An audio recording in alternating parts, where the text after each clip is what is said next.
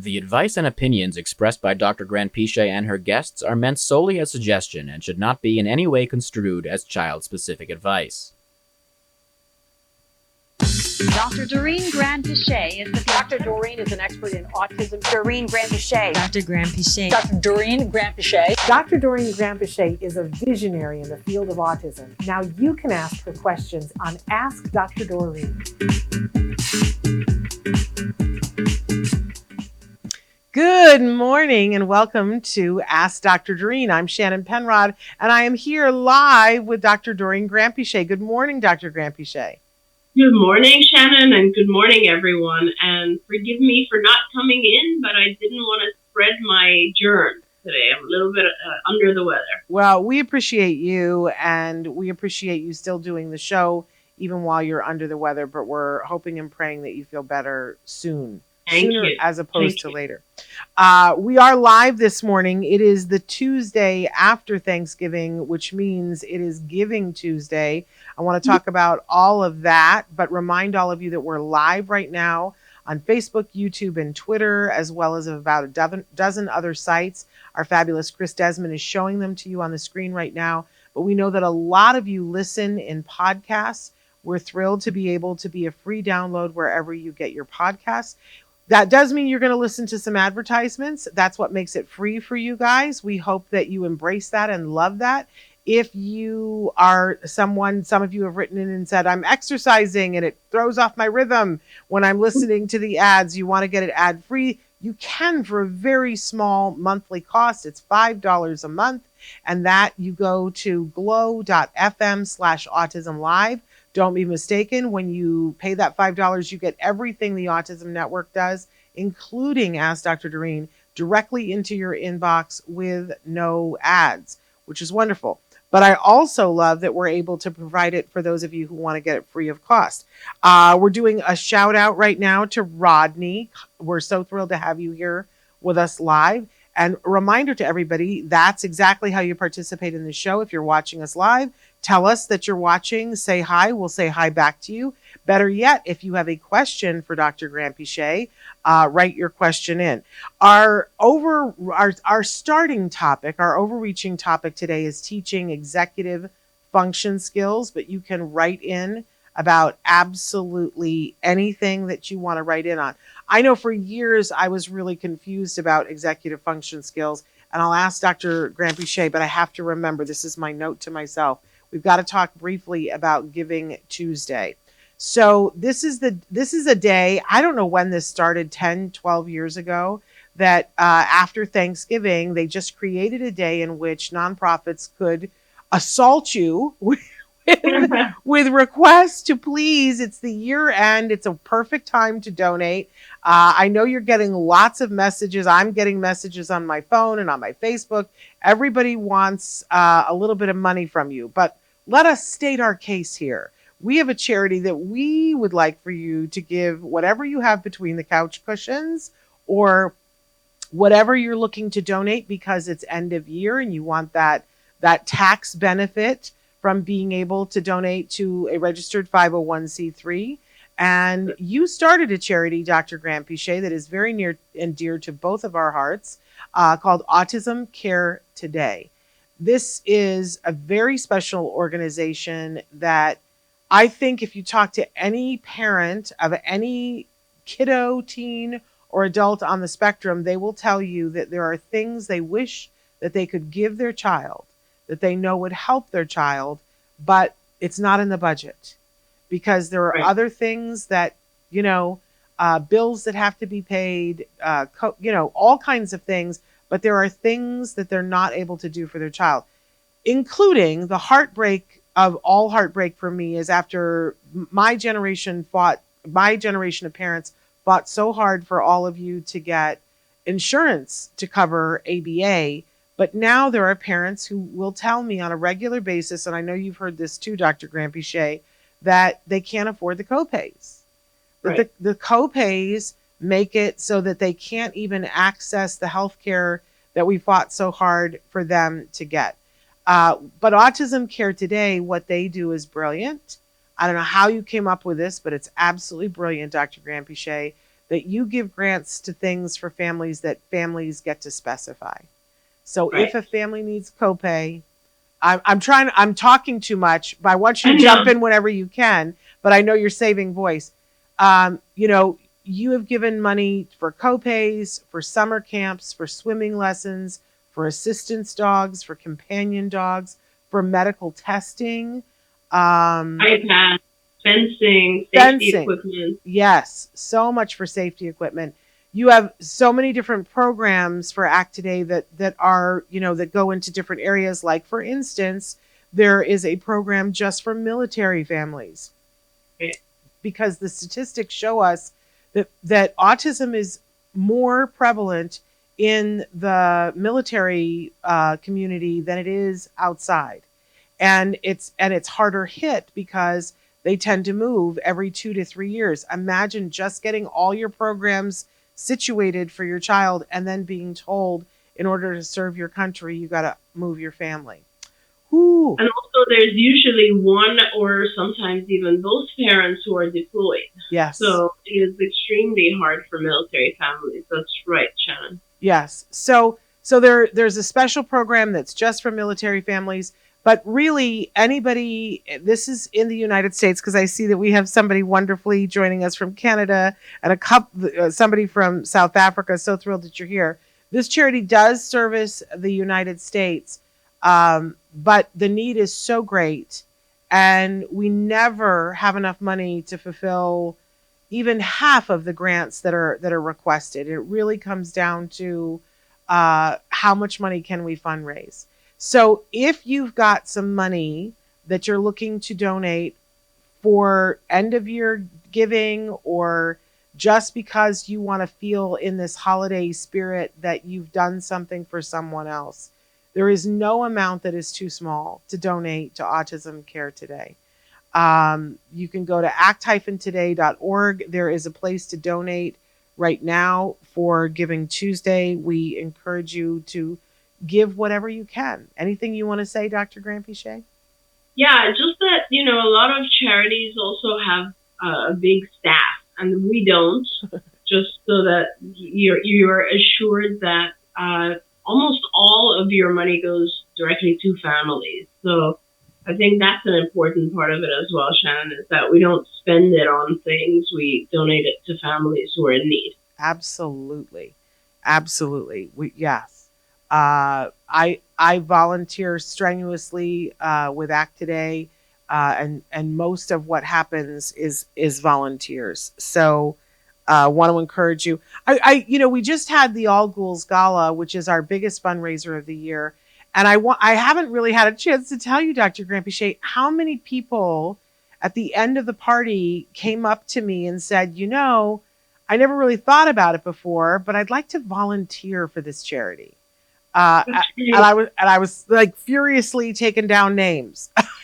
Awesome. Yeah, I also had a lot of people tell me that they wanted to help us with our next event, or help us do additional events. So I know that it's a wonderful event, and a lot of people put a lot of heart and time into it. Yes. All for good cause. So please donate generously, act-today.org.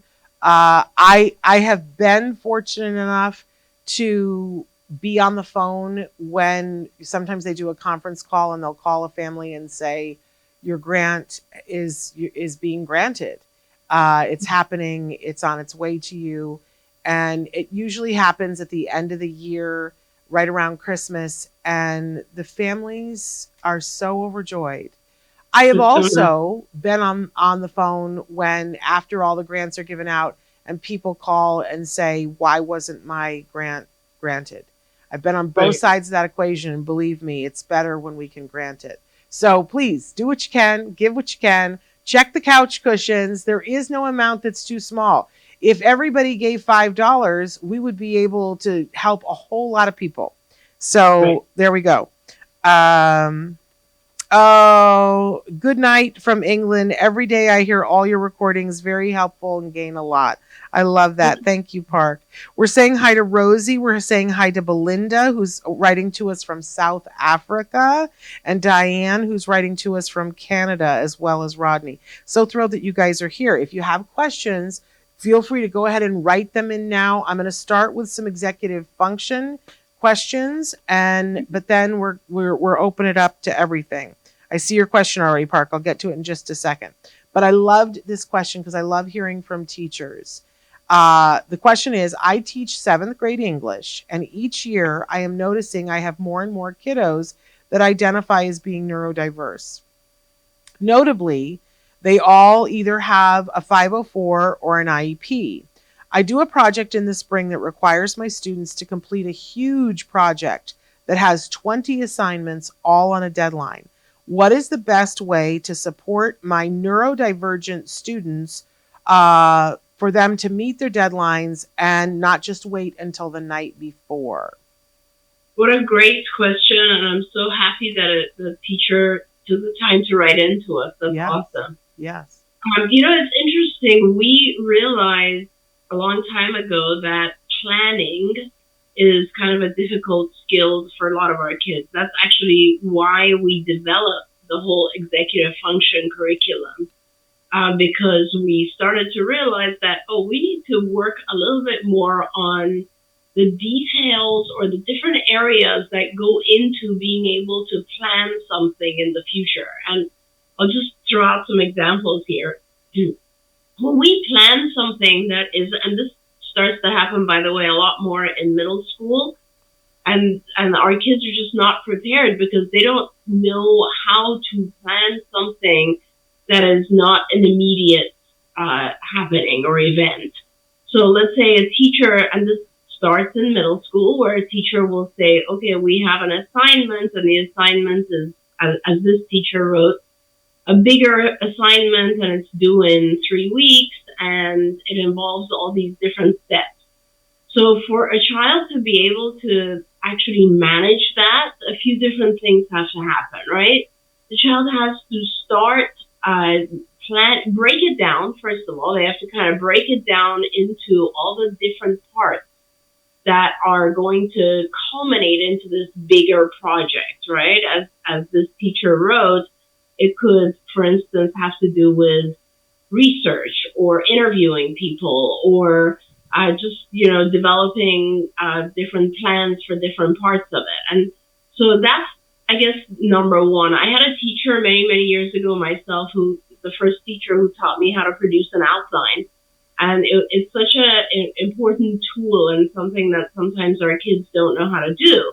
And so really it has to do with sitting with the child and having them identify the bigger goal, and then having them identify kind of the subparts of this, sort of like an outline.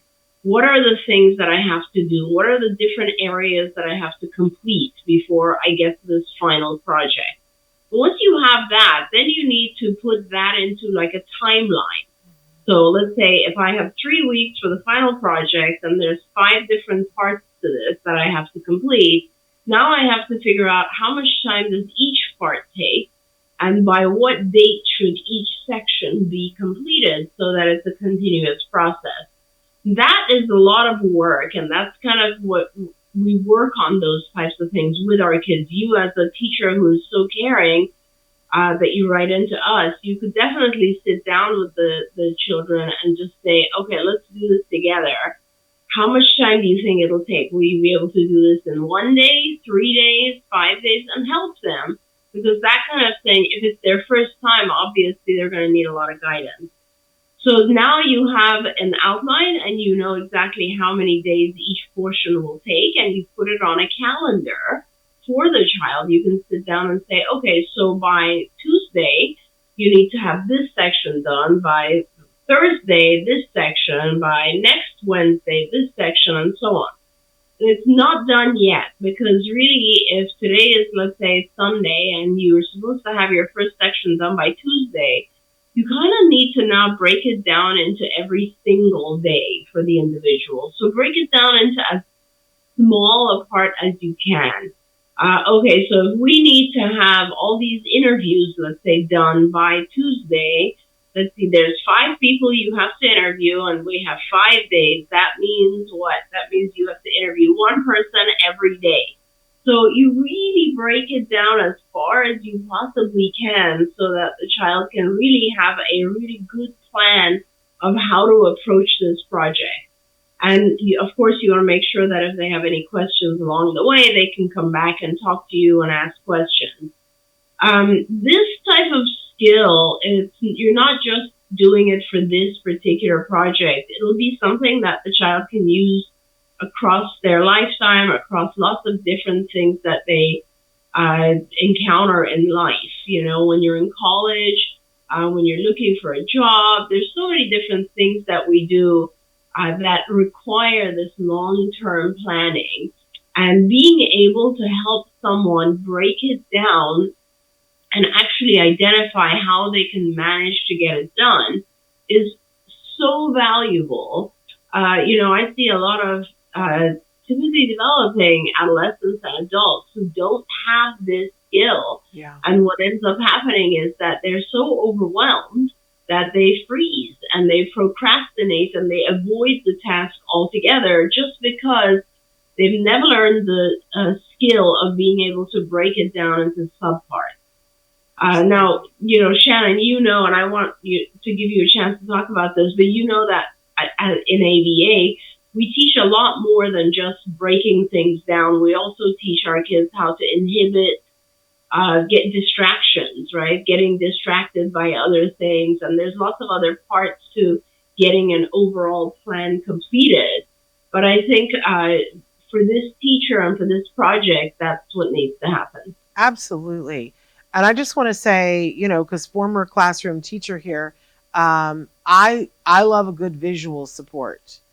And, a lot of junior highs now at the beginning of the year will give their kids a planner and make it part of their experience to do that. And I think a planner is great. I think most of us do things online now, so it's a little bit of but I do think that there's something about writing it down that gets it into their brain. But having something in your classroom that's like a calendar and shows the different things, or whether it's like a thermometer that, you got this done and this done, some sort of a visual thing that shows, because I'll be honest that I think, as you were saying about the putting it all together, ABA helps you to take it all apart and put it all back together. One of the things that I've learned from reading your executive functions, the lessons, is that there's so many parts to it. And I know for myself, one of the places where I fall down is that sometimes I go, okay, so this is what I have to do. And then I'm just going to do that. And I forget to check and see, is that working? You're always reminding me, but Shannon, is that working? What's the data on that? Is that working? Because I'm like, well, that's what we're doing. And that, for 7th graders, so, you have your thermometer or the calendar or whatever it is, and you set the deadlines, but then helping them to notice, oh, okay, I didn't get Tuesday's writing done. Now it's Wednesday. What do I need to do to catch up? Or I'm going to be on Thursday and I'm still missing Tuesday. And that noticing, that's really something that you've taught me. But as you say, it's useful. It's so important what you said. This is why one of the reasons that my schedule, as you know, which is kind of a horrific schedule, I fight to keep my Fridays at least partially open or unscheduled, because you will always fall behind and you will always need a scheduled time just to catch up. And I think that is one of the things that we learn through planning as well and through these activities. It's like, okay, what do I do if I actually can't stay with this plan? Yeah. And how are some ways that I can catch up? That's really, really important. But I also think, I live off my Outlook calendar now. Just before I came in the studio, I was looking at it and going, oh, I didn't realize I had that. And I really have to look at it, that visual thing. So I do think it's critical that the kiddos have a planner or that we give them something on a device, because I don't know how to manage my life anymore without that.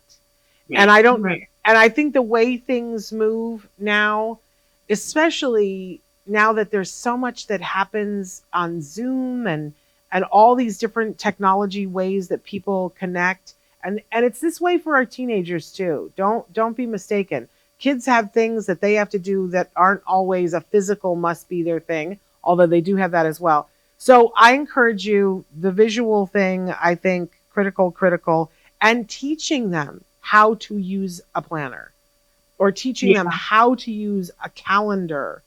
There's, I don't know anymore. I mean, just like you, my kids are older and adults, so I don't know if they actually, I remember my kids who were in their 20s now did get a planner, as well as, of course, they all had a laptop. But I don't know if they get planners anymore these days, or if they are, or if everything is just online, right? And if it is, then there are a lot of really, really good planners and schedulers and apps that help you generate a to-do list and do it in like lots of different ways, whether it's on a calendar or just on a list that you can move the parts of the list, that kind of thing. But it is a very, very important skill, and it helps us in every aspect of life. I cannot tell you. Sometimes I look at my 3 children and they have different planning skills. They're all pretty good, honestly, at kind of maintaining long-term plans and getting it done when I think about it. But they're actually, like, one of them in particular is just incredible in terms of fitting everything in and being able to make sure that the plan works.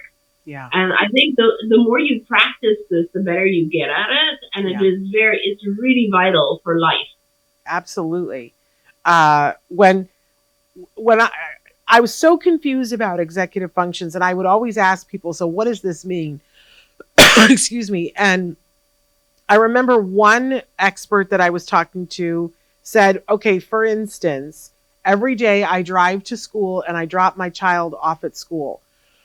And as I'm leaving the carpool, I see this mom running down the sidewalk with her child, and she's trying to dress her child. The child has papers sticking out of their backpack. She's running. She's got their breakfast in her hand, and her hair is a mess. Excuse me. And she said, I just want to stop, pull over, and say to this woman, give me 5 minutes and I can make your morning less stressful. Because there are some things that you should be doing at night, but because you just need to plan better. And I thought, I remember thinking, oh no, I'm that woman. No, but it's you make such a really good point. I'm glad you gave that example, Shannon, because first of all, there are additional things to do when you have a child on the spectrum, right? So like things may not go as smoothly as you expect. So you will need additional time, a lot of time. And secondly, think about what that chaos produces when you have not planned, and your child doesn't learn how to plan, and it is last minute, and there's panic. Your child, just like you, are going to experience a lot of anxiety. Because it's last minute, you're failing, let's do this, let's do that, we forgot this, we forgot that. And that anxiety is definitely something you want to avoid, both for yourself and for your child. So that's why planning is such an important skill. Absolutely. Absolutely. I want to get to some questions and some comments, people. I'm saying hi to Judy. Judy says, hello, Shannon and Doreen. It's been a while since I chatted with you live, but still following. Judy, we're so happy to hear from you. And Lucy's here with us too. We're going to get to that in just a second. But Park wrote in a question from England. They said, my son is 8 years old. His speech is not conversational yet. And I think my expectation is high in terms of executive function. Should I lower my expectation? This is a a great question. I'm really glad you asked this question. I don't want to say you should lower your expectation, but you should maybe lengthen your expectation. I think that's a different way of looking at it. I never encourage parents to lower expectations, because when we lower our expectations, our kids just don't go past what we expect, right? I often tell parents, if you want your child to speak in any, whatever level they're striving for, then make sure that you establish that level and you don't give in. So if we accept answers that are one word in length, the child's always going to stay one word in length. If you expect 3-word phrases to be the response, then you're going to require that every time, and the child's going to get into the habit of doing that. And that applies to everything. So you don't want to lower your expectations, because our kids tend to strive to reach the things that we expect of them. But at the same time, you don't want to set expectations that are unattainable, because that just causes anxiety and depression for our kids, right? You want to make sure that the expectations are just a little bit above where the child is now. And you can always change your expectations, and of course you will change them, but you just don't want to, you want to make sure that your expectations are not so high that your child feels not good enough no matter what they do. So if you set the bar really high, make sure that you're really, really helping, and that you're really supporting, and that you're really rewarding every little step towards that bar, right? Towards that expectation. So you have to kind of watch both sides of it. Absolutely. I think that balancing act is one of the hardest things that we have to do as parents. On a daily basis, I remember I used to say, I just wish I understood, like, is he not doing this because it's hard for him? Is he not doing this because he can't do it? Is he not doing this because he doesn't want to do it? I wanted to get inside, and what I learned over time is that all of that really wasn't important. Right. In the big scheme of things, right? Because I could make it more fun for him so that he wanted to do it. If it was that he wasn't wanting to do it, then that meant that I needed to do something to make it more rewarding for him. It didn't mean that he couldn't learn. If he was struggling with it, it didn't mean that he couldn't do it. It meant that I needed to slow the pace down a little bit, but not give up. And I will tell one quick story that I think I've told before, that when we started at CARD, we had this big dream that, my son, he was going to graduate from high school, he was going to go to college, that he was going to be able to do whatever he wanted to do. And then, you slog it out day by day, and you have triumphs, and you have days that don't go the way you planned them. And, he finished his program at CARD, and the expectation that I was going to go and do a whole bunch of things. And I had the best parent who told me, how I was going to do that. But then I got comfortable. I just got comfortable. And and I felt like, maybe we don't have to constantly be pushing. And things weren't going well at school. I'm just going to be honest here. And we didn't know exactly what was wrong. So we asked for an observation. And so our fabulous Peter came to do an observation at the school. And afterwards, he said he would meet me outside the school to discuss, what he had seen. And because Peter and I don't think very many other people would have had the courage to say this to me. But Peter and I went way back, and Peter said, I just want to know when you gave up on more progress. Wow. And I said, excuse me? And he said, you never, ever would have accepted that from anybody else. So I just want to know, on what day did you decide this was enough? And it just cut me right to the core. And he said, there's so much more for him, and there's so much more for you. What has made you give up? And I think part of it was that I was second guessing myself. But anyway, he sort of gave me a pep talk on the sidewalk about, look, there is more to be done. Right. I think I think sometimes we get comfortable with the status as parents.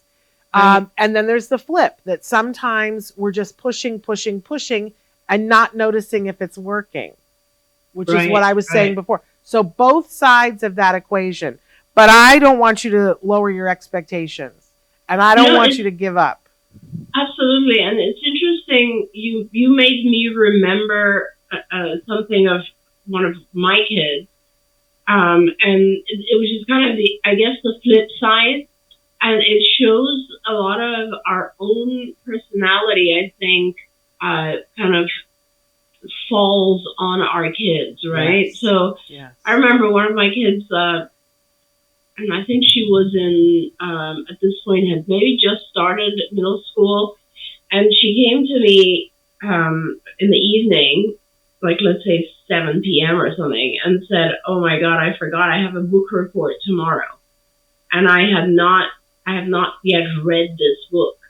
And I'm one of those people that, if I have a flight at 9 a.m., I'm at the airport at 6. Yeah. Like I always am prepared for things, and because I hate the feeling of panic and anxiety when I'm not ready for something. So I was pretty upset that, okay, we have a book report due tomorrow and we've not done it. So I was pretty upset about it, right? And obviously I forced my child to sit with me and read the thing until I think we read the book until like 2 in the morning or 3 in the morning, and then I wrote this thing and turned it in. And, when I look back at that, and I'm sure she remembers because I was pretty upset about it. Looking back at that, I'm not sure that I would have done the same thing now, because who cares? Like, it's one incident in life, and you want to teach your children to plan, but you also don't want to be punitive about it. Right. And you want to just kind of like back off and say, okay, well, you messed up this time. Maybe we need to work on this together. You're going to get a lower grade because you've forgotten. That's punishment enough. Like, you don't need me to sit here with you until 3 a.m. and force you to read this thing, and so on. So we kind of have to remember that it has to be fair on both ends. You want to push, but you don't want to push so much that it just causes other issues. Absolutely. Park went on to tell us that their son is in special school setting. Their BCBA wants to focus to control his aggressive behavior first, so we stop all other skill practices and executive function practices until his aggression is reduced. What do you think about that? So, Park, you have to understand that aggression usually comes from frustration, and the frustration can be often connected to not being able to express ourselves or not being able to understand what's going on around us. Like, remember, none of the challenging behaviors are a symptom of autism. They're not a symptom of autism. I want to repeat that multiple times. Tantrums and aggression and all of these things are not a symptom of autism. They're a side effect. Because with autism, we have a difficult time understanding what's going on around us. We have a difficult time expressing things the way that we'd like to. And as a result, we get frustrated. And as a result of that frustration, we learn maladaptive ways of communicating. So aggression is usually a way of communicating something, just not a really good way. So the very important thing about dealing with challenging behaviors is understanding their function. And often when you understand the function or why this aggression is happening, it could be that the child is not getting enough access to reinforcers. It could be that the child is trying to avoid certain situations, like learning situations. It could be any of the main functions, right? And once you understand that, or once your BCBA understands that, a lot of times it takes skill teaching to get the child to use a more adaptive way of communicating. So it's almost impossible to deal with a challenging behavior without teaching some form of skill. Doesn't necessarily mean they should be teaching executive function skills or planning skills, but definitely communication skills. Often I find that our kids, when they don't know how to communicate in a very appropriate way, they develop aggressive behaviors or challenging behaviors. So remember that dealing with these challenging behaviors often goes hand in hand with some form of skill teaching. Absolutely. To that end, I want to give a shout out because Mike Hipple is with us this morning, which is so exciting. Mike, I haven't seen you in a month of Sundays. Mike, who is an expert on what you were just talking about and is always outspoken about making sure that our individuals in our community who do not have spoken language are given functional communication and devices to be able to speak, and who has been outspoken about talking about before he had his device how punitive it was being trapped in a way of not being able to communicate. So Mike, I'm thrilled you're here for this. Mike also said, no, please have high expectations for school. Lucy, who it's like we have our all-stars here this morning. I just love it. Had said, good morning. So good to see you both, Dr. Granpeesheh and Shannon. She agreed with us, said, I agree with everything you're saying. Our kids are very visual. I noticed that visual prompts help so much with reminders. Executive function is so critical to succeeding with organizational planning. And it is. And I just want to point out, too, that when we're talking about executive functions, we're talking about achieving any goal that you want. And one of my most favorite ways that we taught when Jem was little, working on executive functions and putting the whole thing together, was to plan a play date.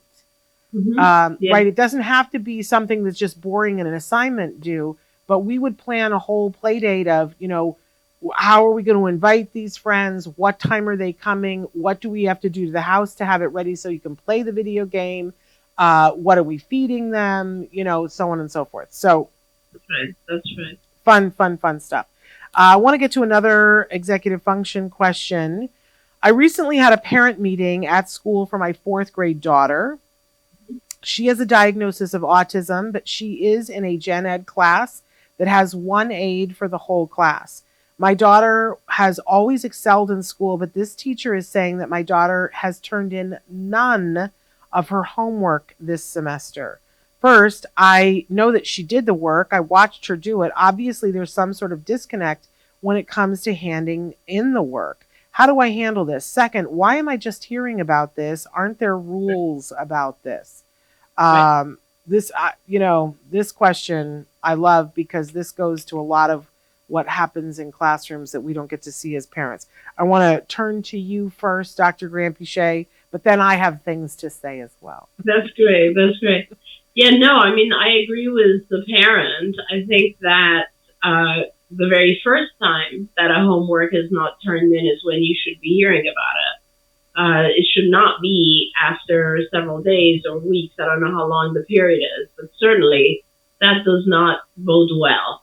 I would really recommend that you go in and you have a conversation with the teacher and try to go in, give the teacher the benefit of the doubt, and maybe this was all inadvertent and who knows what happened here, but go in trying to really discover what happened and just explain to the teacher that you've seen your child do the homework, so it's a matter of determining why she hasn't turned it in. You would want to also have that conversation with your daughter because there could be a very simple explanation, like she may not know that part of completing the task is actually turning it in. I don't know. Or maybe she's missing a specific period of time where they just give an instruction that says, everyone who's completed their homework needs to put it on that pile. I'm not sure, but I'm sure there's an explanation for it. And I think it's really important to figure it out because obviously it's not fair to your child. They shouldn't be failing because they missed this one portion of it. And let's assume that the teacher, as you said, it's a gen ed class, and perhaps the teacher has expectations that don't necessarily tie into your child's skills. And you want to make that teacher your ally, because the teacher not being your ally will contribute to your child not doing well. You want to make sure that the teacher is willing to do a little bit extra just to make sure that your child succeeds. Absolutely. I will just add on to what you said, and say that having been a classroom teacher, and it's so much harder now. I have so many friends that are teachers. It's very hard right now after COVID. Just realize that most people that are working at Target are making more than our teachers right now. So it's very hard. Kids are not typically developing kids are having a hard time sitting in the classroom. More than ever, a teacher's job is a hard job to do. But every year that your child is in class, that teacher has different ways that they organize the classroom. There should have been something at the beginning of the year that was like an open house. And it should have happened by now, but it may not, because different places, different rules, different things. But it is ideal to go in now and say, please tell me everything that I need to know about how your classroom runs. Yeah. Because I guarantee you, if this is happening with the homework, it's not the only thing that you don't know. And you need, and I would, just as Dr. Granpeesheh said, work on having this teacher be an ally. I would certainly be volunteering to be in the classroom, so that you can have eyes on and see what happens. But this is a critical thing for all parents, is that if you don't know how the classroom is run, you're not going to be ideal at supporting your child for what they have to do. And it's very likely that in third grade that they didn't have to turn the work in. It was sitting on their desk and the teacher came and picked it up. But now in fourth grade, there's probably a bin over there that they're supposed to know to put it in. And if your child doesn't know, as Dr. Granpeesheh said, let's not let her be penalized for this. But your child has a diagnosis. They're in a gen ed classroom. There is an aide in the classroom. So I would ask for a meeting first with the teacher and say, I want to help you with this. There's something she doesn't know. We're going to practice it at home. And you're going to get a bin like the one they have at home, and you're going to have her practice putting it in the bin, and you're going to give her a big reward, and you're going to say to the teacher, and when she puts it in the bin, I need you to send me a note home saying she did put it in the bin, so I give her another reward at home. And the teacher, what the teacher learns is, if I have a problem, I can come to you as a parent. You're not going to put it all on me. You're going to take some responsibility for it. And do volunteer in that classroom. When I first started volunteering in the classroom, they wouldn't let me be in the classroom. They kept me in the copy room, right? Because they knew I was a troublemaker. And so, but that was fine. I was happy in the copy room. You learn all kinds of stuff in the copy room. And eventually they moved me to the classroom. Eventually I was directing the school play. You know what I'm saying? It helps your kiddo. Volunteer. Yeah. If you're good at baking and you want to run the bake sale, you run the bake sale. That was not my shtick. You make it how you want it to be.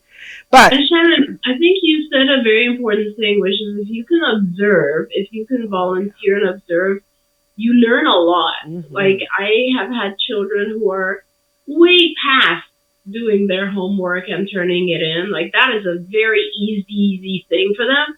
But when all the other kids get up to go and put their homework in that bin, our child is distracted because they're thinking about, look at all the kids and what they're lining up, or they're thinking of something else, right? Yep. So they miss that opportunity, and it has absolutely nothing at all to do with whether or not they did their homework or anything like that. They're just distracted at that moment. Yeah. So I think it's really, really important to go in and actually, troubleshoot this and find out what's going on.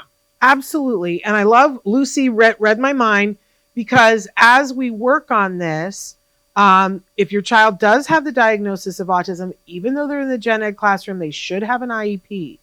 And because we are at this point in the semester and this has been a continual problem, Lucy says perhaps an IEP goal. Absolutely. And here's what happens when it becomes an IEP goal. Now it has a benchmark and they have to report to you at least on a quarterly basis But you can have it written into the IEP goal that, maybe in the beginning you hear daily. After that works, you hear at the end of the week, how many days did she turn the homework in? You're enlisting the aide to, notice whether your child put the homework in.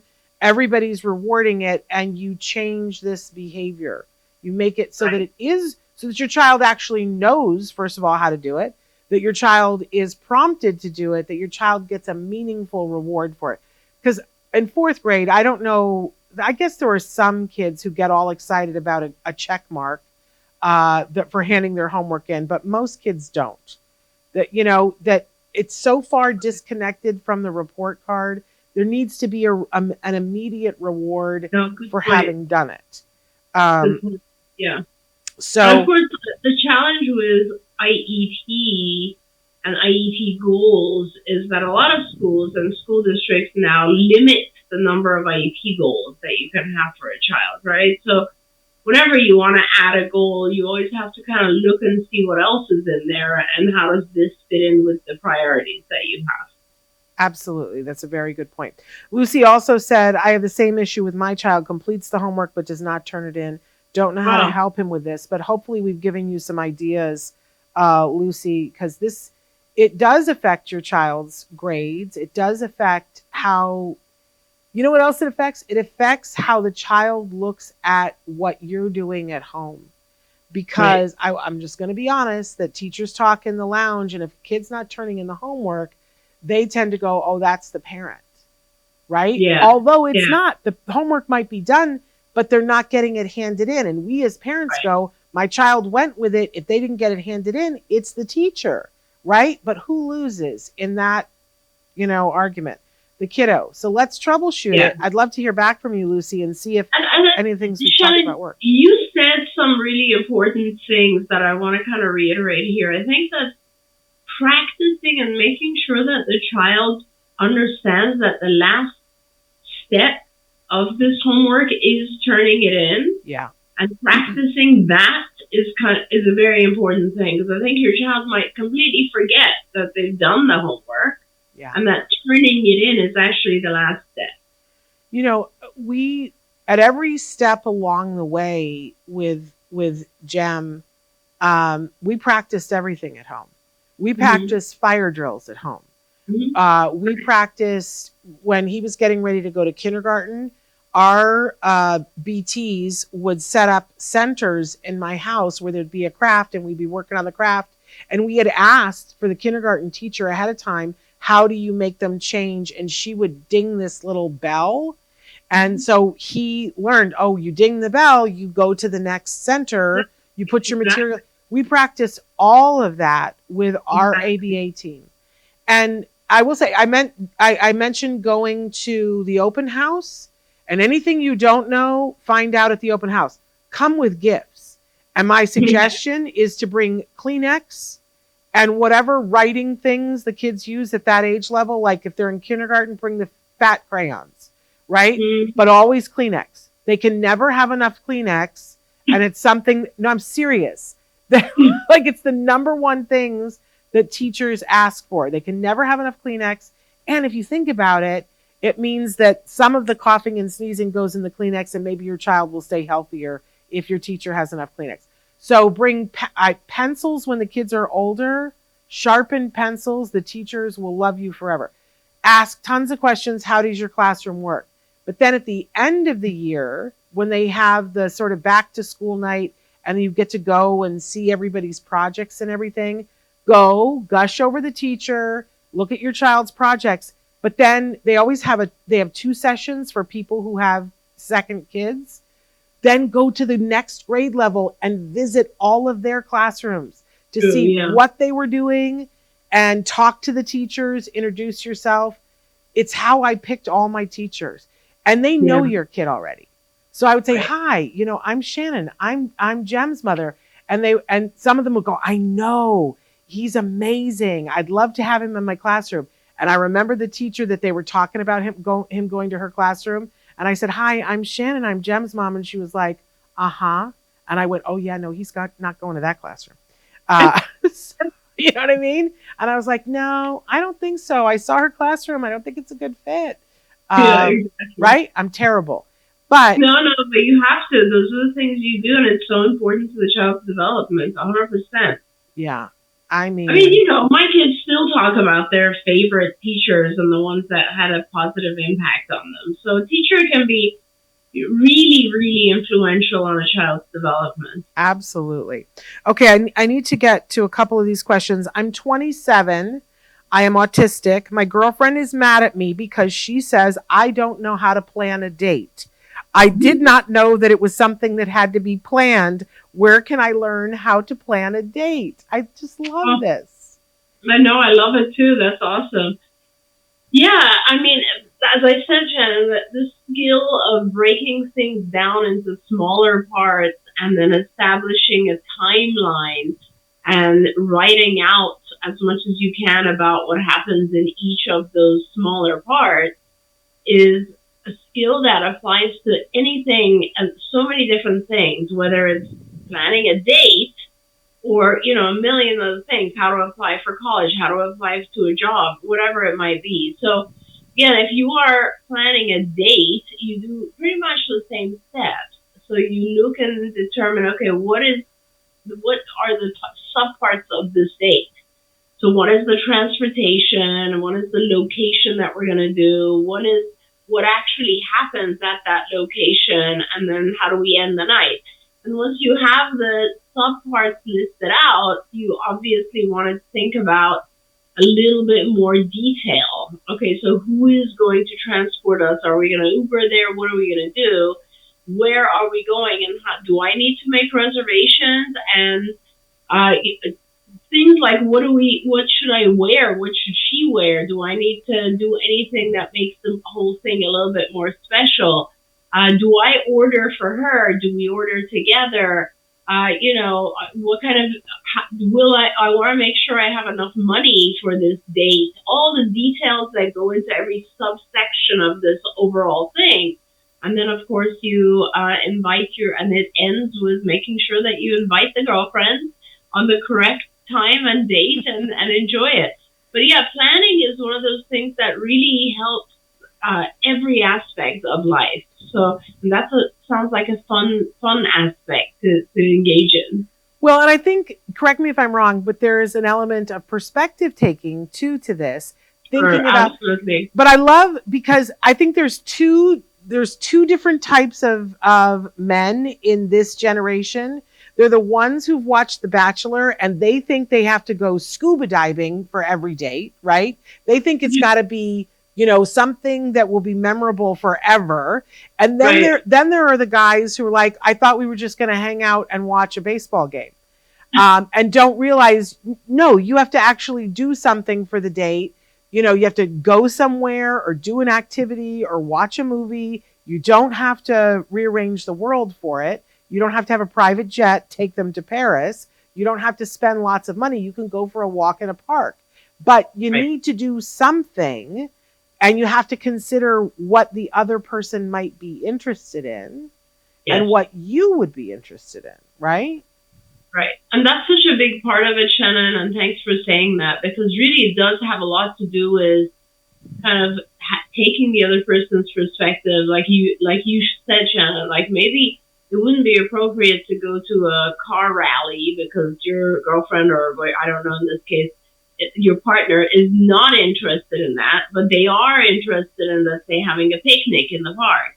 So you really do have to think about what the other person is interested in. Absolutely. Now, the other side of this is also just making sure that there's balance. Like one of the things that I think for our kids becomes really important, and I think a lot of it has to do when I look at older adults who have just moved on and doing well in their lives, I think they sometimes struggle with what is enough. And they always feel like they have to do a little bit more. And that also can be unhealthy. So I feel like it's also important to make sure that, let's say you're planning a date, not every single time that you go out has to be massively planned. you can also have times where you don't have a plan and you just go down the street and catch some ice cream together or whatever it is. So not every date has to be that planned. So there can be some dates that are very well planned, other dates that are just, hey, we're together tonight, what should we do? So that's also part of it. And the last part of it is also making sure that you also are doing things that you enjoy. Yeah. Right? The importance of this is that it has to be fair to everyone. And that's what makes a good relationship, is that both people are planning, both people are contributing, and both people are taking care of each other. So that sometimes the dates will be things that you want to do, and other times it'll be things that your partner wants to do. Sometimes there'll be things that you both engage in. So that's another part of it that's important as well. And it can be so much fun. Just recently because one of the places that I taught was at BYU, Brigham Young University. And let me just tell you, the guys would outdo themselves there with date planning. And my favorite was, there was a young man, because I'm working in the theater building, and they had a freight elevator. And he made a whole set in the freight elevator that, was a table, and there was music, and there was candlelight and everything. I think it was like a light bulb candlelight, not real fire. But he served her dinner in the freight elevator. And unfortunately, people were trying to use it. So sometimes the elevator would be called, but it was hilarious. And I remember the girl saying, it was so creative. That he got massive points for that. So anyway, I just think that kind of stuff is fun. It can be really exciting and a way to reveal who you are to the person that you're dating. Because dating is really supposed to be about getting to know the person and seeing if you have mutual interests, if you can be good friends, and if there is a special spark there as well. Listen to me, as if I know that much about dating. I love that. So, I don't at all. Okay, really quickly, can you please help me to get my teenage son to clean his own room? Oh, I love that. Yes. So that one, we've talked a lot about planning and kind of breaking things down into subsections. So here we go, and you have to apply it to that again here. When you say clean his own room, what does that really entail? And what are the subsections to that? Like, obviously, it's tidying is part of it, putting things away, having an organization system, which is probably where you're going to have to work on the most. But then it's also things like cleaning the floors, mopping or vacuuming, washing the windows, tidying the bed, those types of things. So you have to make it into little chunks and define exactly what each chunk is.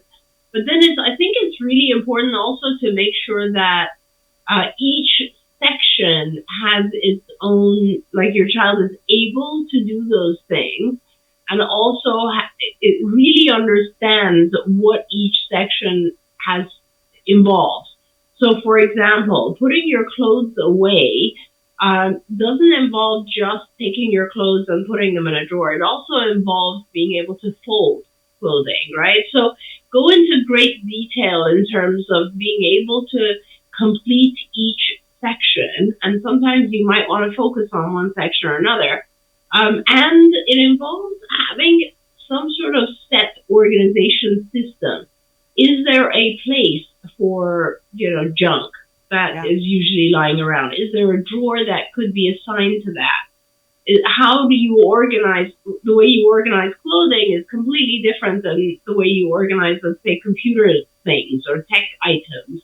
So making sure that the individual has a really good organization system in place, and then being able to break it down and understand the little tasks that are involved in each section. Yeah. And then the most important of all is motivation.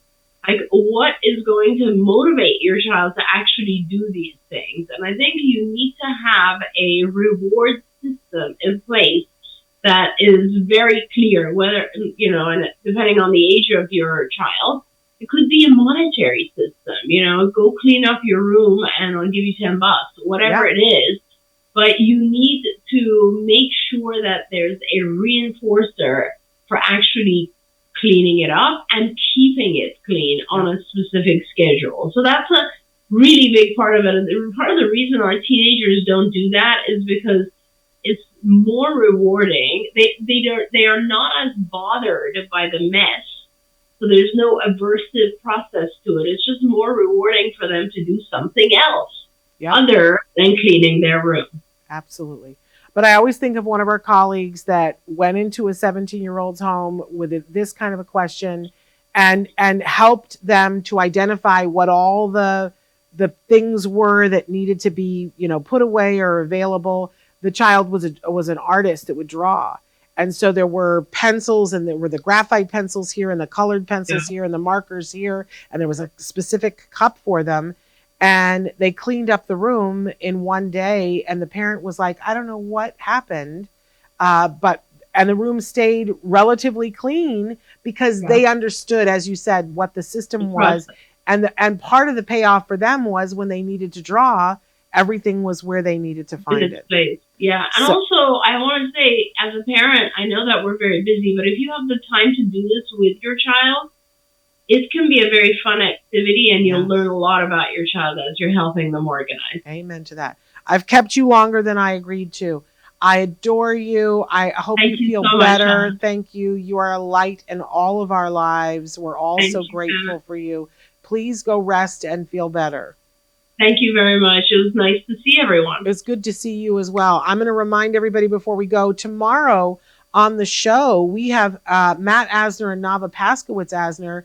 They're doing the It's a Wonderful Life that they've been doing for the last couple of years. But this year, it's the entire cast of the SpongeBob SquarePants that will be doing it. So they're going to talk with us about that. So that's tomorrow's show. You won't want to miss that. And we've got some exciting toys to talk about as well. So we'll see you tomorrow. Until then, give your kiddos a hug from me and one for you too. Bye-bye for now. Bye, everyone. Don't forget, you can watch Ask Dr. Doreen live every Tuesday morning at 10 a.m. Pacific time. And we hope to see you there.